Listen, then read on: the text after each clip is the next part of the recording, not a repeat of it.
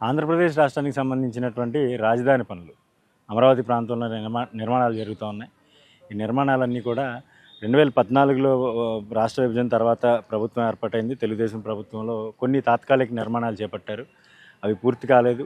ఈలోపు ఎన్నికలు రావడం, వైఎస్ఆర్ కాంగ్రెస్ పార్టీ అధికారంలోకి రావడం, ఆ తర్వాత వైఎస్ఆర్ కాంగ్రెస్ పార్టీ పూర్తిగా అమరావతి రాజధానిని పూర్తిగా గుర్తించకపోవడం, 3 రాజధానుల అంశం తెర మీదకి రావడంతో ఆ పనులు పూర్తిగా ఎక్కడికక్కడ అటకెక్కిన పరిస్థితి. 2024లో మరోసారి తెలుగుదేశం కూటమి ప్రభుత్వం అధికారంలోకి రావడంతో ఈ పనులన్నీ కూడా వేగంగా పూర్తి చేస్తాం. 29 ఎన్నికల నాటికి ఒక ఏడాది ముందుగానే ఈ పనులన్నీ పూర్తి చేసి రాజధానిలో అన్ని నిర్మాణాలు అంటే గవర్నమెంట్ అడ్మినిస్ట్రేషన్కి సంబంధించినటువంటి అన్ని నిర్మాణాలు పూర్తి చేస్తామని చెప్పేసి కూడా ప్రభుత్వం ప్రకటించింది. అయితే దీంట్లో భాగంగా 75 వర్క్స్ని ప్రభుత్వం గుర్తించింది. దీనికి సంబంధించి నిధుల కేటాయింపు, కాంట్రాక్టులకి ఈ టెండర్లు పిలవడం, పనులు పూర్తి చేసాం. దశల వారీగా కూడా అన్నింటినీ కొన్ని టార్గెట్ ఫిక్స్ చేసుకుని పనులు పూర్తి చేసేందుకు ప్రణాళికలు రచించింది. 2026 మార్చి నాటికి అంటే ప్రభుత్వం ఏర్పాటయ్యి దాదాపుగా 22 నెలలు అవుతుంది అప్పటికి. ఇందులో భాగంగా అప్పటికి 10 పనులు పూర్తి చేయాలి. అంటే 10 వర్క్స్కి పూర్తిగా కంప్లీట్ చేయాలి. అడ్మినిస్ట్రేషన్ బిల్డింగ్ సంబంధించినటువంటి వర్క్స్ అన్నీ కూడా అప్పటికి పూర్తి చేయాలనేది ప్లాన్.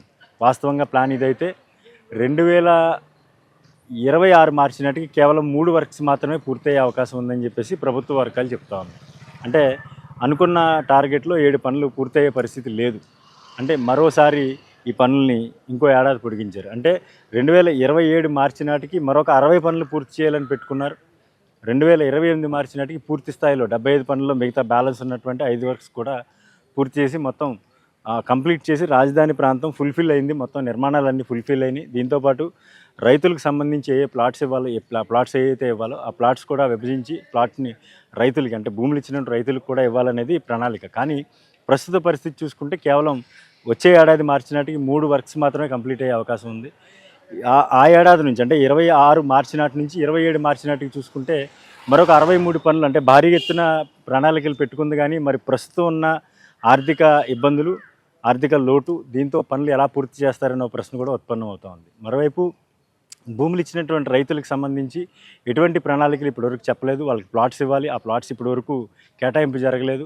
వీటిని కూడా 28 మార్చి నాటికి ప్రభుత్వం పొడిగించిన నేపథ్యంలో రైతుల్లో కొంత ఆందోళన వ్యక్తం అవుతూ ఉందనే పరిస్థితి వినిపిస్తోంది. మరోవైపు చూసుకుంటే వైఎస్ఆర్ కాంగ్రెస్ పార్టీ ఏదైతే ఆరోపిస్తుందో రాజధాని ప్రాంతంలో వరదలు వస్తూ ఉంటాయి, వరదల వల్ల ఆ ప్రాంతం ఇబ్బందులు ఎదుర్కొనే అవకాశం ఉంటుందని చెప్తున్న నేపథ్యంలో ఈ ఫ్లడ్ రిటాలియేషన్ వర్క్స్కి సంబంధించి 3 వర్క్స్ని పూర్తి స్థాయిలో నిర్వర్తించాలి. వీటిని కూడా 27 మార్చి నాటికి వాస్తవంగా పూర్తి చేయాలని లక్ష్యం పెట్టుకున్నప్పటికీ కూడా ప్రస్తుతం అయితే ఆ పనులను కూడా మార్చి 2028 నాటికి ప్రభుత్వం పొడిగించిన పరిస్థితి, వాయిదా వేసిన పరిస్థితి కనిపిస్తూ ఉంది. దీంతో మొత్తం రాజధాని ప్రాంతంలో పనులు 28 ఎన్నికల నాటికి పూర్తవుతాయి, 29 ఎన్నికల నాటికి పూర్తవుతాయా లేదా అనేది ఈ ప్రశ్న వేధిస్తూ ఉంది అందరినీ.